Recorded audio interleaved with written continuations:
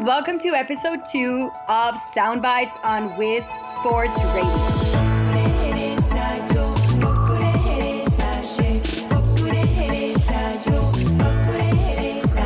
Soundbites is a bi-weekly show about athletes' nutrition that's designed to help you with a holistic approach to making the best choices of a healthy diet. I'm your host, Maricarmen, and today I will be sharing with you about cravings. Now, this is a topic that is very, very close to my heart because it's something that I personally struggle with for so many years. And the most interesting thing about this is that I had all the information. I knew what to eat. I consider myself a positive person. I was physically active, but it was always like taking 2 steps forwards and then 2 steps backwards. And I'm really so passionate about this because I know that when it comes to cravings, it's a lot of emotions are attached to it. And I just want to be really honest with you because I know how hard it is to have that urge to just like eat something and then you feel amazing because you get that instant gratification. But then afterwards, and this is going to be a strong word, but you hate yourself. You hate that you did this to yourself. You hate the way that you feel and you hate that you cannot control it. And for me, cravings actually led to depression and then just like binging. And it was a habit that it took me a while to overcome. So today, I am sharing with you some of the strategies that work for me personally so that you can take control and you can find ways in which you can stop cravings. Now, it's very important to understand that it's not all about food. And that's what I want you to keep in mind today. When we talk about cravings, most people just say, eat this, don't eat this.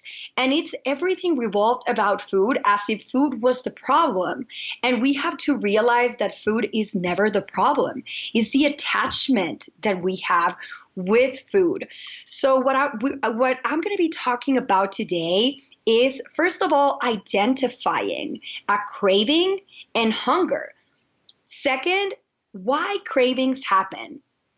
Third, how you can prevent them. And then at the end, I'm just going to share with you about some supplements that you can use so that it's not so hard on you and you can find better ways to cope with this. So let's get started with identifying the difference between hunger and a craving. And this is crucial, guys, because hunger is a survival mechanism. If we didn't have this mechanism, we would die. Our body has an amazing way to communicating with us, and hunger is one of them. And when you're feeling hungry, it's mostly physical. And here are some of the symptoms. You are going to hear your stomach grumbling. You can feel dizzy. And hunger does not go away. You can wait 15 minutes, 20 minutes, and you're still going to be hungry. And it's usually accompanied by a long time without food. Now, when we're talking about cravings, that's a little bit more complex. And the main difference is that with cravings, you usually think of a comfort food. Pizza, ice cream, chocolate, and it's like you have to have that right that moment. And then you feel amazing when you're eating it, but then it leads to guilt. The other important thing about cravings is that it happens right after you ate. So you could have just had lunch and then 5 minutes after you're like, oh, I'm hungry again. So really watch your language. You're not hungry. You're having a craving. And identifying that it's going to be crucial because then when we say we're hungry, we might believe that even though we just ate. Another thing with cravings is that they pass with time, which is actually quite amazing because if you just ate and then 5 minutes afterwards, 10 minutes, you feel what you call hungry, then you can say, let me wait another 15 minutes. And if you get busy and don't think about food anymore, then that craving is going to go away. I'm actually going to add a table so you can see the difference between hunger and a craving, because like I said before, identifying that it's going to be crucial for you in order to understand what's happening right at that moment. Now, when we talk about why cravings happen, and remember, we're talking about cravings. Now, we're not talking about hunger anymore. Like I said, your body communicates with you. So cravings are actually your body communicating with you. And the first thing I'm going to talk about are emotional cravings, because most people will fit in this category. And the other thing is that we are so used to that instant gratification, and food is everywhere. So when we are feeling sad, angry, maybe we just want to celebrate. Like, it doesn't always have to be something negative and negative emotion. We want to eat.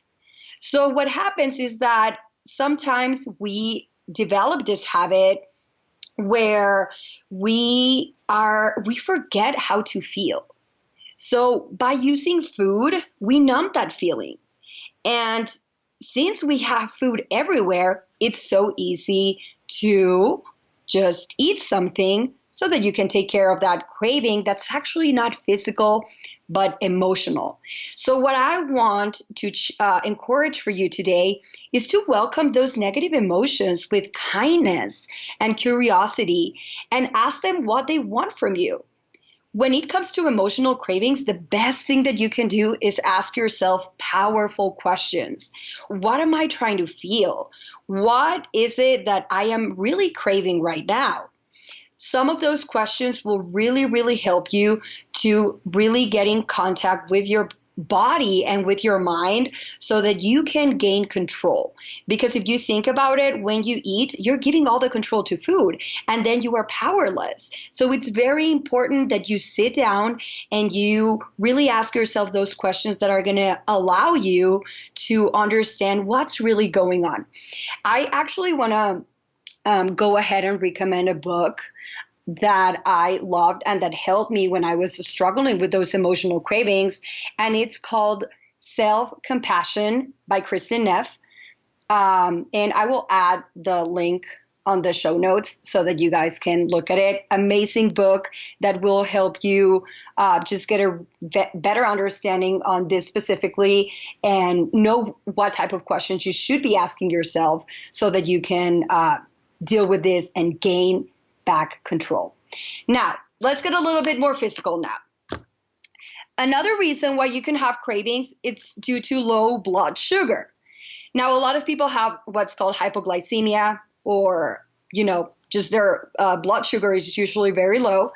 Another reason that could happen is when you're skipping meals. So that's actually very important, because if we spend a long amount of time without eating, then our blood sugar is going to be low. And then when it's time to eat, we tend to overeat or get those cravings. Another interesting one is overexercising. So when we exercise and we are not fueling our body, especially athletes, we get that glucose from the blood. And then if we don't have the fuel that we need, blood sugar is going to be low. And I hear a lot of athletes say, I feel great throughout the day, but then as soon as it hits like 6, 7 p.m., I am starving, I'm hungry, and I can't stop eating. That is because you have not been fueling yourself throughout the day, and then you get those strong cravings at night. Another thing that your body tries to communicate with you is a deficiency. Your body is really smart. And sometimes when you get a craving, it's actually your body trying to tell you, I need this specific nutrient. Now, your body does not see food as a hamburger or an apple or kale. Your body just sees food as nutrients. So even though we think, oh, I'm eating kale, for your bodies, oh, I'm eating this, and this other nutrient. So when we have a deficiency, our body's actually going to try to communicate with us. And it's going to be very specific. I'll give you a couple of examples. Like if you're craving acid foods, it might mean that you're having a magnesium deficiency. Or let's say you're craving pasta. it may mean that you have a chromium deficiency. Now, I know this can get a little bit very like super specific, so I will go ahead and share a table with you with certain cravings that you get and what they mean.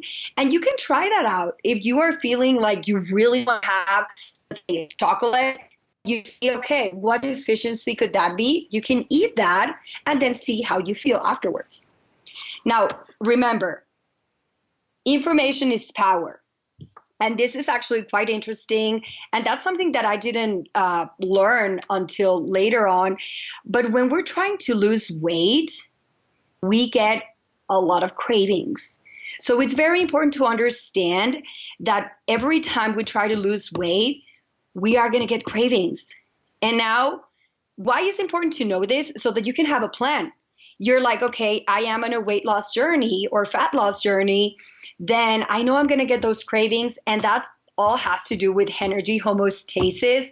I won't go into detail with this, but it pretty much means that when you have a set amount of fat and you start losing that fat, your body's going to try to protect yourself. Okay, that's all you need to know. But just know that when you are trying to lose weight, your body is going to try to protect you, and cravings are going to go up. It doesn't mean that you need to eat more. It doesn't mean that you have a deficiency. It doesn't mean that you have low blood sugar. It just means that your body is trying to get back to that set point of fat that already knows it's safe for you, and you will get those cravings. It's something that happens naturally in your body. Now, you must be thinking, how can I prevent those cravings when they're happening? So now you know what the difference between hunger and a craving is. Now you know why they happen, and you know that sometimes it's your body trying to protect you. So it's not that your will power is low or that healthy eating is not for you. It's just your body trying to protect you. So just keep that in mind.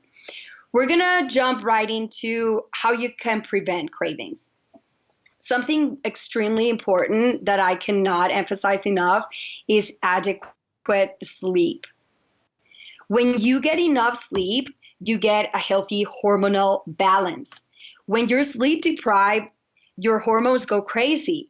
And cortisol, which is a stress hormone, is going to go up. And then you're going to get more cravings. Another thing you can do is stress reduction techniques. An amazing app for that, it's called Oak. OAK. I will also add to the show notes so that you guys can download it. Having a balanced diet is going to be extremely important so that you can maintain healthy blood sugar levels, obtaining all the nutrients that you need so that you don't get that deficiency and you can avoid that craving. Eating enough, also extremely important, especially for athletes. Stop thinking that when you eat less, you're going to lose weight. It does not work that way. You have to eat enough, not more, not less, just enough. And the other thing is drinking water. And I'm pretty sure a lot of you have heard that sometimes you're going to confuse hunger or craving with thirst. So just make sure you're hydrating yourself. And a quick tip that I want to give you guys is to add lemon to your water or electrolytes, because sometimes drinking water by itself might not be hydrating you personally. So adding electrolytes to your water is a great way to really hydrate yourself. And lastly, but extremely important, again, journaling. How do you feel? What emotion needs to come out? And just before giving in to that craving, just write it down. Like take a moment to yourself so that you can really know what is it that you are really craving. So last thing, what supplements can you take? One is going to be chromium. It's going to help you stabilize blood sugar and curb carbohydrate cravings. And I recommend that you take about 200 milligrams before meals. The other one is L-glutamine. And that is pretty much, it's going to help you regulate glucogenesis, which is a conversion of proteins to sugar when you are not getting a lot of carbs. And that I recommend that you take around 500 to 1,000 milligrams before meals. And to wrap this up, just a quick summary, you can see that nutrition is not the only factor when it comes to cravings. Physiology, sleep, stress, and environment also play a big role. And since I know this is something that a lot of people struggle with, I am going to open a sugar detox group for 21 days. Make sure you check this out on the link on the show notes. And throughout these 20 days, I will be sharing with you recipes, shopping lists, provide you with a food journal, and supporting the transition to your everyday life. So I will tell you what to do after those 21 days. And just keep in mind that this is not a diet and it's not meant to be a lifestyle. Okay, this is just so that you can detox your body, so you can regulate your hormones, regulate your blood sugar, and you can actually go back to your regular lifestyle without having to be hindered by those cravings that you struggle with on an everyday basis. So it's mostly giving your body a break and allowing it to heal by reducing the amount of processed sugar that you eat. That's all I have for you guys today. I hope you found this helpful. And if you would like more information, visit my website, which will be provided on the show notes. You can also email info@wispsports.com with any questions you may have about nutrition. For more conversations from the world of women's sports and links in the show notes accompanying this episode at wispsports.com, just go to listen and click on Sound Bites. Make sure you subscribe to Wisp Sports Radio on your podcast player. You can also post your comments and share on social media. Just look for Maricarmen Farias. That's Maricarmen. And my last name is Farias, super long. And at Wisp Sports on Facebook, Twitter, Instagram, and LinkedIn. Thank you for listening and supporting women in sport.